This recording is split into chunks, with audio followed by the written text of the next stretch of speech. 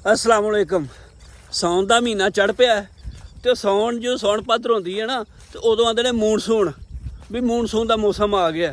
Moon तो सून भी moon ना किसी की मनो तो सुन ना किसी की सुनो भी इधरों बदल चढ़िया घटावां आईयां मीह पिया तो चिकड़ो चिकड़ी ते खोबियो खोबी तो आंदे ने कि जो मूनसून होंदी है ना उदों चार चीज़ां खुश होंदियां ने ते चार चीज़ां नूं दुख होंदा है। वो जो चार चीज़ां खुश होंदियां ने उहदे विच डड्डू तुहानूं पता जो मीह पैंदा तो फिर डड्डू गड़ै गड़ै करते हैं। दूजा मच्छी भी पानी खुश रहिंदी है। तीसरा संडे मझां संडे वो पानी च बड़ा खुश छप्पड़ दे विच बड़ा खुश रहिंदियां ने। संडा आंदे ने पानी च छप्पड़ च वड़ जाए ना तो बड़ा औखा हुंदा कड्ढदा उहनूं। ते चौथा मीर लोग भी मूनसून च बड़े खुश रहिंदे ने।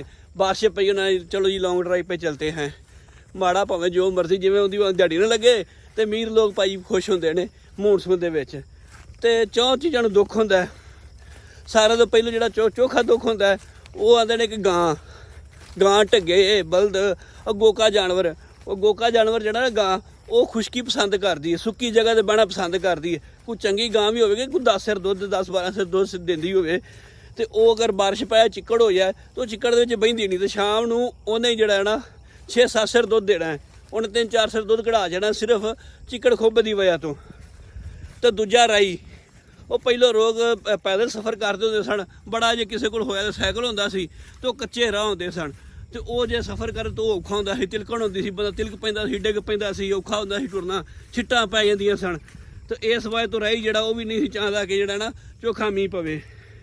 ते तीसरा जिहड़ा वो जिहड़ा नौकर जिहड़े पक्के किसी नौकर होंदे मुलाजम होंदे सन वो मीह पवे हनेरी होवे गड़े पैण कुछ भी होवे उन्हें भाजे पट्ठे लियाने ने तो उन्हें लियाने ही लियाने ने। तो उन्होंने फायदा तां ही होंदा सी कि सुख भुकावे ते आदा जिहड़ा ना पट्ठे लै आवे सौखे।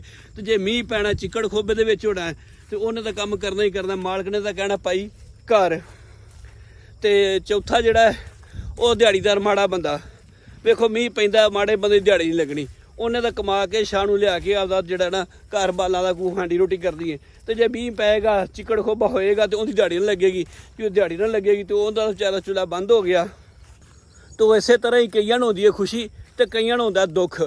तो वीडियो तुहानूं चंगी लगी होवे तो वीडियो नूं लाइक ते शेयर यार कर दिया करो।